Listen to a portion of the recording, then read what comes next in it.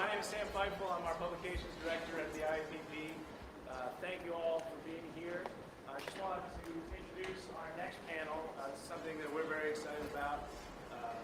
Rebecca Richards is the new CLPO at the NSA, an organization maybe you've heard about. They've been in the news a little bit lately. And she has been a long, long time member and supporter of the IAPP. And we're really thrilled that she chose to come and make her first speaking appearance with us here at the summit. And thank you guys all for coming to see that. I also want to thank Danny Weitzner. He is the most recent recipient of our Privacy Leadership Award. He has worked in the White House, is now at MIT, and really one of the first people that both Becky and I thought of when we were looking to set this conversation up. So I appreciate you all being here, and I just wanted to say thank you before you guys get started for doing this. We really appreciate it. I'm going to let them take it from here. Thank you, Sam. Welcome, Becky.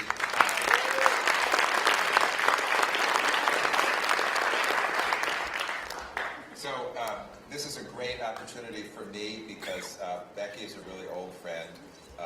We realized that we met in 2000 on the Platform for Privacy Preferences Working Group. Becky just informed me that she wrote the P3P policy for trustee.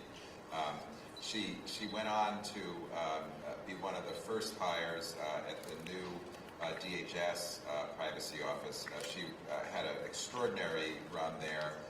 She's really well known to all of you. She's part of the leadership of the IAPP, helping with the government CIPP certification development. She got tremendous accolades when she was announced for this position. Becky's been just such an expert and a serious focused worker. I'm very excited that she's now in a leadership position, a principal, as we would say, in the government. And I'm very lucky to be here because I haven't actually had a chance to talk with Becky about what her new job is like and what it's about. So that's what we're going to do here, right in front of a few of our friends. So what are you doing? Loaded question. So some of you may know, back in August, the president announced that it was time to create a new leadership position at NSA, the Civil Liberties and Privacy Officer position. And after quite a bit of thought, I threw my hat in and was honored to be chosen, and I started, and this is week 5. So it's been drinking from a fire hose. And a lot of people have had a lot of thoughts of, what is it you're doing, and why are you, that's a crazy job for you to take. But it's actually really exciting. It's a real opportunity. NSA is in a place where it's time to think about what we can do to make some shifts in what they're doing, but also to help them learn to speak and tell their own story. This is an agency that's known as no such agency. They haven't had to speak. They're your intelligence folks. You don't want them to talk. And so this is them learning how to talk about all of the things that they do as it relates to compliance in a way that people understand outside of that building. So you've been a privacy officer in government practically since the beginning of that being a thing that anyone could do. I'm just curious, what do you think is going to be special, especially interesting, especially challenging, different about being in an intelligence agency? Of course, you had intelligence functions in DHS, but as you say, you're now really in the belly of the beast. What do you think is going to be different about it? Well, so transparency is definitely going to be different. You don't want your adversaries to know what you're doing in that intelligence when you're doing national security work. There are real threats. People have talked about those real threats. So we need to protect what we're doing. But we also need to be more transparent. So I think a lot of my job will be translating from NSA speak to public speak and beginning to explain in a little bit clearer way what are the protections that are in place, what are we doing, why are we doing that? And it's been interesting. I've gotten a lot of PowerPoint presentations so far, and I've gotten a lot of legal court orders. There's not a lot of plain English. Some of us have seen some of those kind of presentations in Yes. corners, actually. Maybe not the ones you've seen. But yeah, there's a need to actually be able to talk about things. So one of the things we really did at DHS was what I termed the grandmother test. Can you write a privacy impact assessment that your grandmother understands? I'm not sure our PIAs always met that standard, but it was definitely the goal. And people began to understand, like, what is it you're doing? And I think that's a lot of what we want to think about for NSA. And they're all learning to speak. And, you know, they have spent their entire career not going home, not talking to people about what they do, not, you know, but also really internalizing. I was really surprised, I don't know if surprised, but all of their literature, pre-media leaks, still talks about privacy. These people have it in their veins that they are protecting privacy, that they are protecting U.S. persons, but they have never had to talk about it. And so that's a really... So I'm curious, you've been there obviously not such a long time, but you've probably talked to a lot of people. What can you tell us about what the mood is since the Snowden revelations? Are people, are they pissed off? Are they depressed? Do they feel misunderstood? Do they feel angry? Where if you could, I don't expect you to generalize, but it'd be interesting to have some sense of, it's a large number of people. They've got obviously a strong mission-driven ethos. Where are they now? Now that the spotlight is on them, fairly or otherwise? Probably all of those emotions in some way, shape, or form. But what I have been struck by is this is an organization that is very compliant. So they have a set of rules and they have a very strong culture of compliance. And so they look at what is, it said, you know, these are the rules that were set forward by the court, by the AG, and we have followed those. And so to have people come in and say, this is, you know, what you're doing is horrible, I think it's hard for them to hear because they don't even, people, you know, they're doing this every day, day in and day out. And in their blood is protection of your privacy. They talk about it. Every single person from, you know, the people down, you know, all, up and down the scale talk about them protecting privacy. What my goal is to help translate that so that the public can understand that, but then also to look at things and understand that technology has changed. So let's think about technology in the 80s. We were probably on a closed network looking at what the Russians are doing and listening to what the Russians are doing. And there's not a lot of US person, if any. It's a closed network you're directing at. Today, Osama bin Laden's emails were passing in the same one that you, my mother, all of our emails going through. So those are changes in technology that mean that the privacy and civil liberties concerns are different. So I'm curious on that front, you know, one of the other ways that Becky and I have worked together is when I was helping to put together the Consumer Privacy Bill of Rights, the updated FIPS principles, frankly, the best source of expertise that I had to draw on were the chief privacy officers and the privacy officers in the government, and including very significantly Becky. And do you think that is the NSA staff going to get into the act? Do you think or what do you think you're going to be able to learn from the NSA staff about how to address these questions?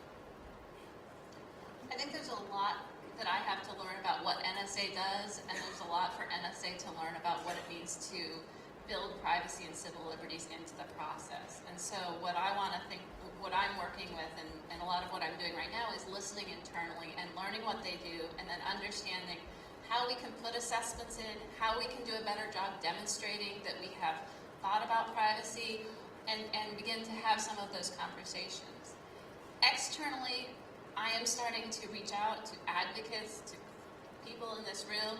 I want to hear what some of your concerns are about what NSA is doing, help understand whether there is a disagreement on the facts of what we're doing or if it's a misunderstanding, and begin to build some of that bridge. So I've started reaching out to the advocacy community to do a listening tour. I was up at Congress this week and last week, again, sort of understanding where is the disconnect. Is the disconnect on substance, or is the disconnect on, you know, the way we've described or not described transparency is not what NSA has done as well heretofore. So now that you've managed the fire hose in your first couple of weeks, what do you think is your kind of medium term, like the next couple of months? What are you going to come back and tell, I don't know, whatever June meeting IAPP has? There's got to be at least many of them. So what we're doing is going through and understanding what NSA does. And we're taking a couple of different approaches to identify sort of what are the existing protections we have in place. So NSA, as I've come to learn, has a number of different authorities by which we collect. And because of the Privacy and Civil Liberties Oversight Board and just sort of walking right in, I'm beginning to learn what those are. And so what we've started to do is sort of what I call a baseline activity report that says, here are all the protections we have in place if we've collected you under FISA. Here's the protection we have if we did it under 215, which is the Business Records Program, or here's there's a number of different numbers, or under Executive Order 12333. So I want to look at it that way, but then at a separate way is to look at it and understand how do we do collections. So heretofore, it's been a lot of how do I look at, I'm a U.S. person, I am in U.S. When can NSA collect on you? I am a person in Germany who is a German. When can I collect? And begin to look at it from the individual's perspective to understand where and how we're doing some of those collections. And so we're sort of taking a look at it, a couple of different approaches, and then using the fair information practice principles to begin to analyze and identify what the best way is to look at it going forward. And what about the long run? When will you decide you've accomplished your mission and you can leave? How will you know? Everybody will think we have the best privacy program in the world. I think the long term is to really build privacy into build the concept of the assessments into the core of what NSA does, and understand that when a new technology comes along, that there's a conversation that's had that says, I can do it A, or I can do it B. Well, A is very privacy invasive, B is not, I still get the mission. We should go with B, and have that be part of that conversation. I think that we've done a pretty good job with that at Homeland Security over time so that people have that assessment in place, and that would be that it becomes just part of what they do. So one would be tempted to ask, based on the headlines announcing your arrival, NSA gets Privacy and Civil Liberties Officer. It's as if there was no one or nothing or no consideration about this set of issues before you got there. Did you arrive and find a wasteland, or what did you find? And I also No, actually, I was really impressed. They actually did PIAs, and so there was a privacy program that is happening down in the polish shop, and then OGC actually had a civil liberties shop, and they were doing a really quite impressive data mining report that nobody would ever see because it's classified. No, they did have both of those functions, and they were happening.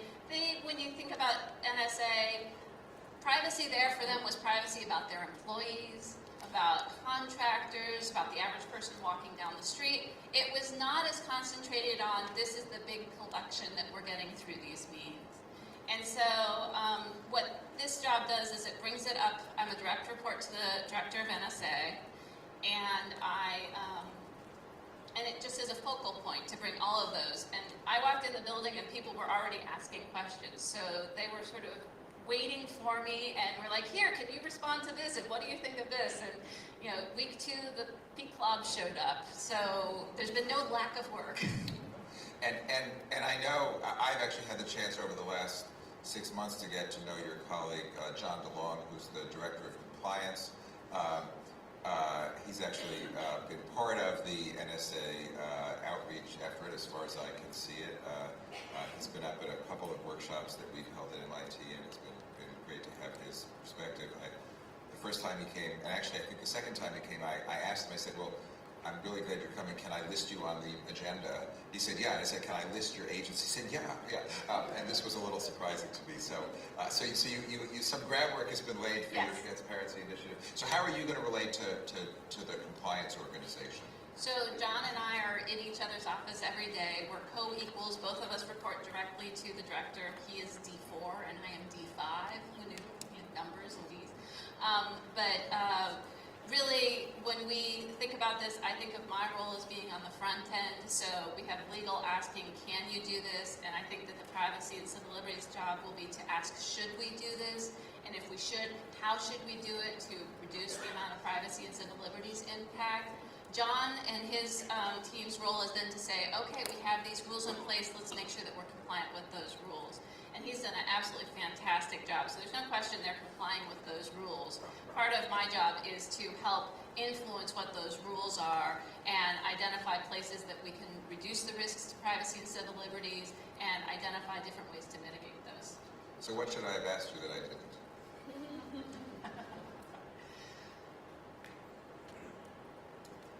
I got it all. You got it all. All right. Thank you so much. Okay, Good thank luck you. and congratulations. We'll look forward to having you back. Thank you all.